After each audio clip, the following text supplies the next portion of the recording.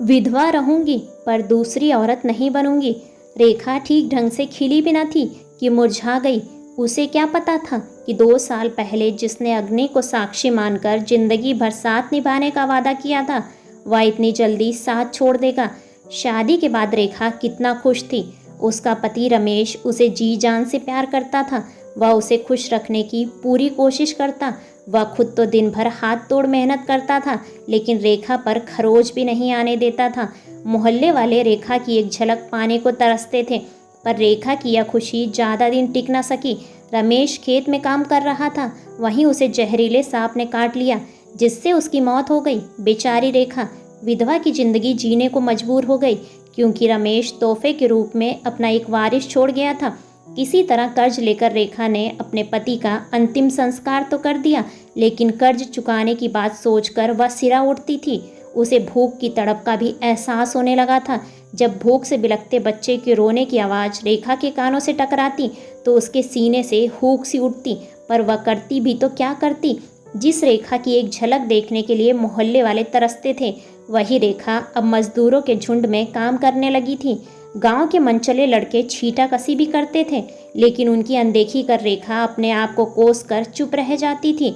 एक दिन गांव के सरपंच ने कहा, बेटी रेखा, बीडीओ दफ्तर से रमेश के मरने पर तुम्हें 10,000 रुपये मिलेंगे।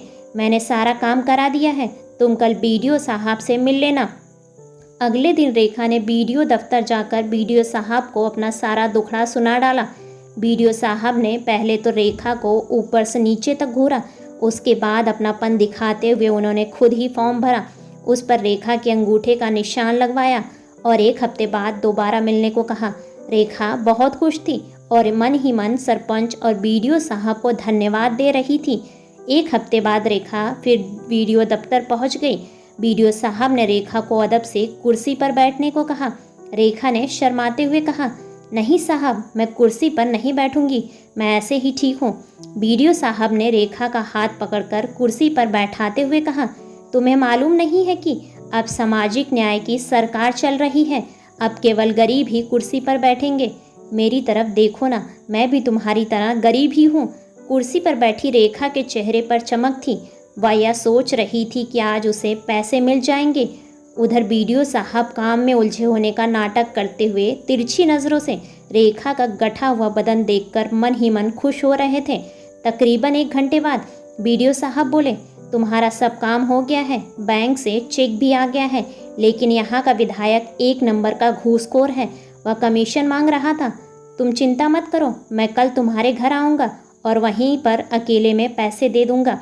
रेखा थोड़ी उदास तो ज़रूर हुई, फिर भी बोली, ठीक है साहब, कल ज़रूर आइएगा। इतना कहकर रेखा मुस्कुराते हुए बाहर निकल गई। आज रेखा ने अपने घर की अच्छी तरह से साफ सफाई करके रखी थी। अपने टूटे फूटे कमरे को भी सलीके से सजा रखा था। वह सोच रही थी कि इतने बड़े हकीम आज उसके घर आने वाले हैं, इसलिए चाय नाश्ते का भी इंतज़ाम करना ज़रूरी है।